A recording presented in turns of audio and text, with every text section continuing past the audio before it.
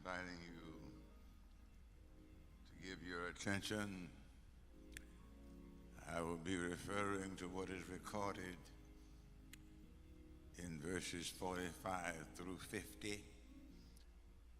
But at this time, I want to read verse 48.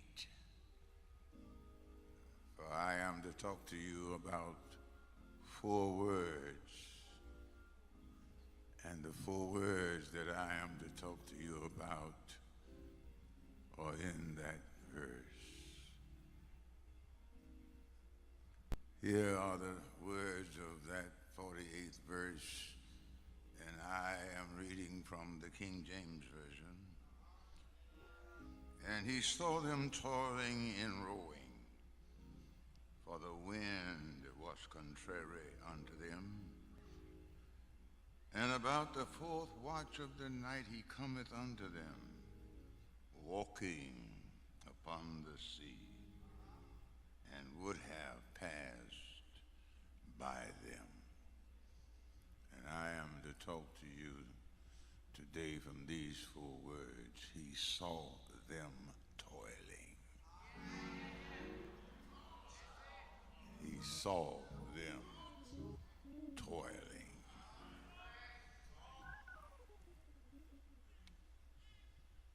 He saw them toiling. There is a great number of preaching avenues in this 6th chapter, very long chapter, chapter 6, as much in this chapter 6 that serve and can serve as preaching starting points, sermon seeds. I've been directed and arrested at this verse. This verse is within a catalog of occurrences. And this verse finds the disciples of Jesus Christ in a predicament that is not appreciated. It's right after a miracle was performed. Right after a miracle, a spectacular miracle. But then I guess all miracles are spectacular. Am I right there? This miracle that is recorded in this chapter is the miracle of Jesus feeding 5,000 plus people, having started off with 2 fish and 5 loaves of bread. Mark does not give the details as much as the gospel record in John. The gospel record in St. John reveals that there were 2 small fish and 5 barley loaves. I don't know how many are here this morning, but I suppose it would be not only only spectacular but surprising that Jesus would take 2 small fish and 5 barley loaves and feed 5,000 men, not counting women and children. And after that, have 12 baskets of fragments. That is spectacular. It is further understood that this was the lunch of a lad. There is no mention of the lad's mother or father. We are not clear as to how Andrew won the confidence of this lad to get this lad to give Jesus his lunch. Furthermore, we're not clear as to how or why the lad was there. He ought to have been in school. Maybe he shot hooky, but he still had his lunch that he would have eaten at lunchtime at school. I'm not promoting shooting hooky, but he probably learned something that day he would not have learned in school if he was to have been in school. After the miracle, Jesus sent his disciples to go over to the other side to Bethsaida while he sent the people away. And when he had sent the people away and sent the disciples to the other side of the sea, he went apart into a mountain to pray. That is probably also unusual because many times people pray before or in anticipation of a miracle. But when the miracle happens, it is not normally the schedule to pray. Am I right there? It is more often a time of jubilation, celebration. Am I right there? Usually when you experience a miracle, you don't have your mind on praying at that moment, but rather on celebrating the miracle that has been performed. But Jesus, right after the miracle, went apart into a mountain to pray. His disciples were on the sea. And it says in the 4th watch of the night, according to the Roman calendar, would be equivalent to our 3 to 6 a.m. in the morning. So it's dark, and the wind is contrary. You would think that they were counting on the wind to help them to sail the sea. You understand? But instead of the wind helping them to sail the sea, the wind was contrary, which means the wind was against them. And the wind was blowing across the face of the water. And with the wind blowing on the face of the water, it caused the boat, the ship, to rock. You understand? And they are rowing and they are toiling as they're rowing because the wind is contrary.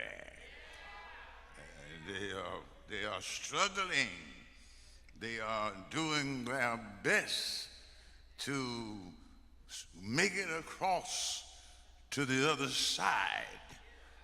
They are in the ship, and the ship is being tossed. You understand? And they're having a tough time trying to row and maintain their footing because the boat is rocking and they are toiling, trying to row. You understand? They're having a tough time in that ship because the wind is contrary, rocking the boat, and they're trying to maintain their balance. If they were standing or if they were sitting, possibly some of the water is coming into the boat or the ship. They're having a tough time, and they're doing what Jesus told them to do.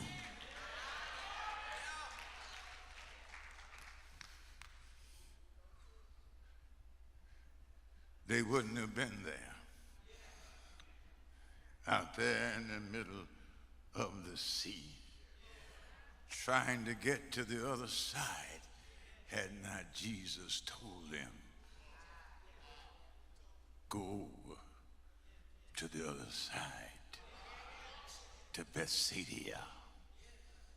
And he went another way. They just got through seeing Jesus perform a miracle. Maybe it crossed their mind while they were toiling. Where is Jesus now?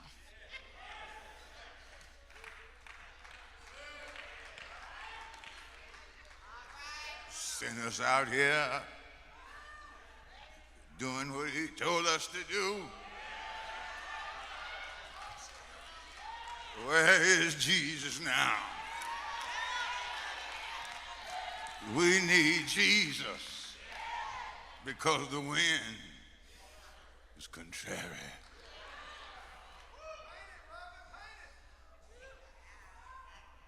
Well, according to Ephesians 2:2, Satan is called the prince of the power of the air. That's wind.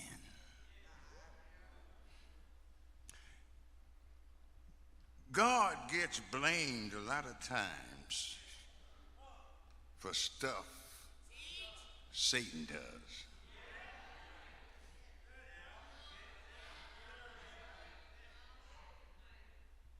You remember Job? You remember what happened to his children? How they got destroyed? They got destroyed because a wind blew upon the four corners of the eldest son's house. That was not the Lord. That was the devil. And so it just might be that when Jesus sent his disciples to go to the other side of the sea to Bethsaida, and they did what he said, that the prince of the power of the air wanted to shake them up. Are you following? Just because they did what Jesus said do. And I want to press this preaching point today. Sometimes when you decide as a believer to do what Jesus said do, the prince of the power of the air will rock your boat. Do you hear me? Simply because he wants to disturb you and make you think that you're in this boat all alone. But notice, if you please, when the disciples were in the ship and the wind was contrary, they didn't leave the ship. They stayed in the ship. Some people who are new converts who come into the ship, you know, the church, one of the nicknames for the church is the ship. Am I right there? You know, Baptists got a song for everything. And one of the songs we sing is, "'Tis the old ship of Zion." Talking about the church. And I want to serve notice on you today, if you are new in this line of belief as a disciple, when you decide to do what Jesus said do according to his word, the prince of the power of the air is going to rock your boat. He's going to do his best to rattle you, to disturb you, and to make you think you have made a mistake, and to think that it does not pay to do what Jesus said. I want to serve notice on you that Satan, the prince of the power of the air, is a professional. He has been doing what he's doing a long time. He knows just how to rock your boat. And he'll rock your boat. Do y'all hear me up here? He will. I say he will rock your boat. It doesn't make a difference that you are a disciple to him. It doesn't make a difference that you're a preacher or a deacon or a trustee or a missionary or a usher or a choir member or a musician. It doesn't matter with him. He's not scared of nobody. He'll tempt Jesus. Am I right there? He'll rock your boat.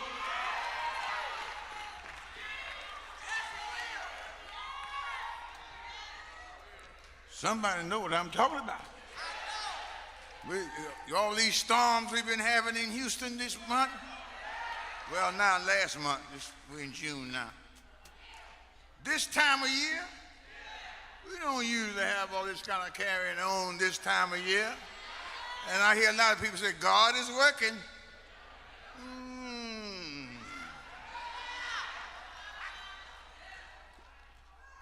Some of that may be the devil.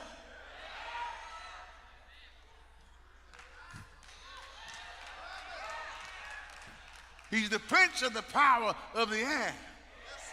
But he cannot do any more than God permits. And if God permits, God will sustain. Did you hear me? If God permits the prince of the power of the air to blow, he will sustain you. Because if you just keep on reading, he saw them toiling. He knows. He knows. He knows the wind blew the roof off your building. He knows the wind broke out some windows. He knows the wind blew some trees down. It fell on your house and on your car. He knows. You've been relying on those trees for shade, enjoying the shade, and now this tree done fell on your house.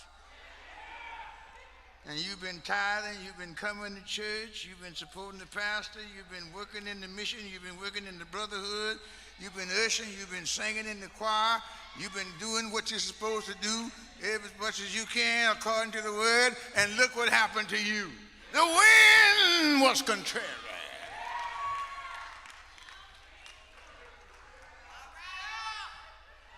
But it says he saw them toiling.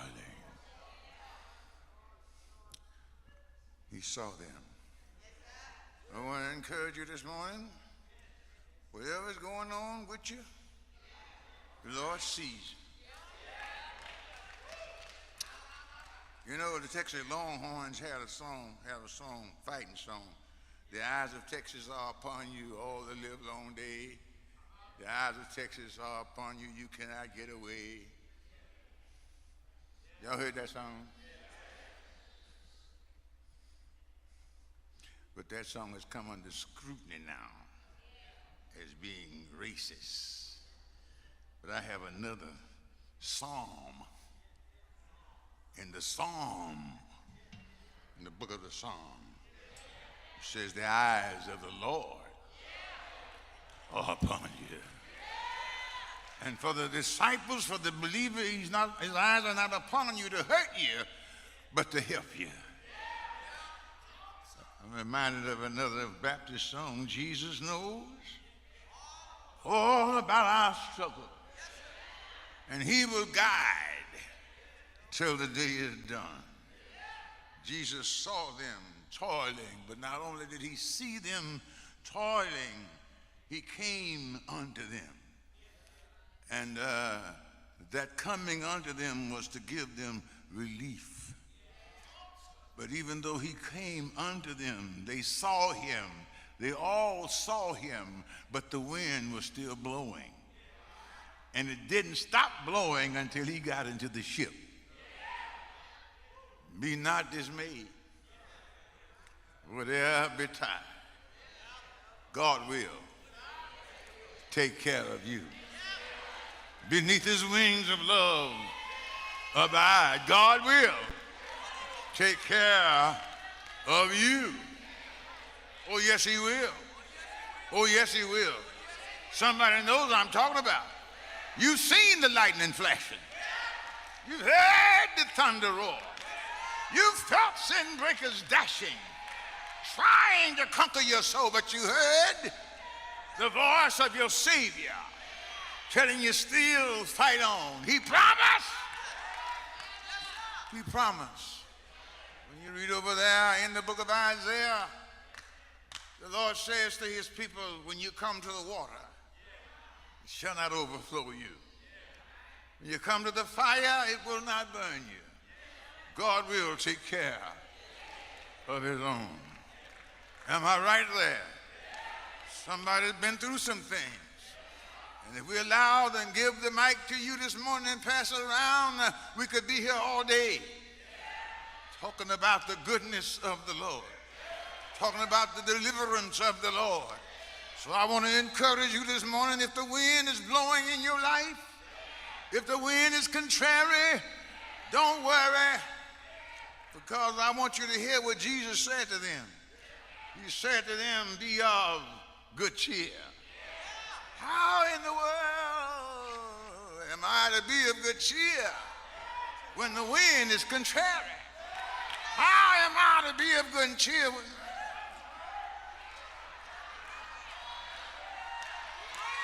The reason is because Jesus is with you. But not only did God say to his people, when you come to the water, it won't overflow you. Not only did he say when you come to the fire, it won't burn you. But Jesus said in Matthew chapter 28, lo, I am with you always, even to the end of the world. And I've made up my mind, church, if Jesus goes with me, I'll go anywhere. 'Tis heaven to me, wherever I be, if he is there.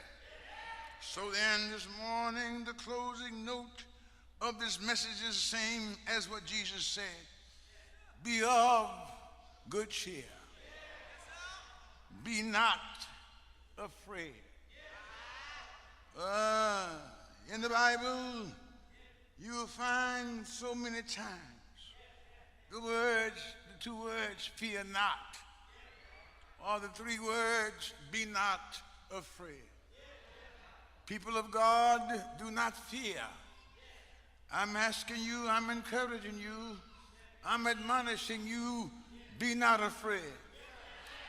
We understand that number 45 was convicted of all 34. Am I right there? But he's still on the ground. I don't understand it, but I suppose he may be doing more than working up a campaign to be president. There are many people and forces that are angry and upset as a result of the trial.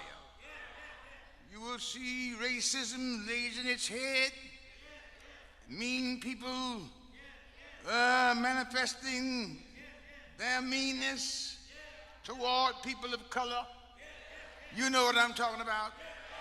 But I'm here to tell you, be not afraid. The Lord is with you.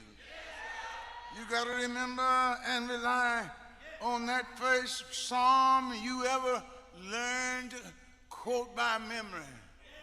The Lord is my shepherd. I shall not want. He maketh me to lie down in green pastures.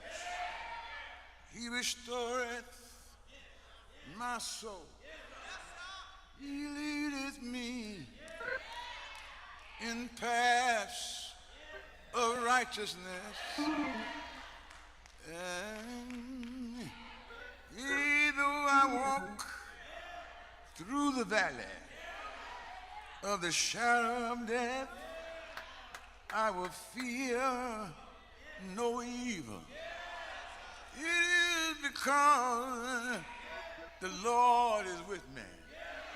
His rod and his staff, they comfort me. He prepares a table before me in the presence of my enemies. Oh, yeah.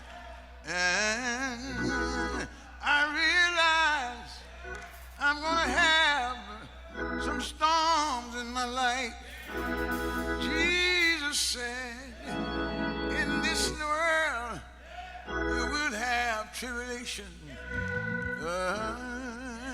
And these words have I spoken unto you, that you may have peace. Oh, yes. And he told the disciples, be of good cheer.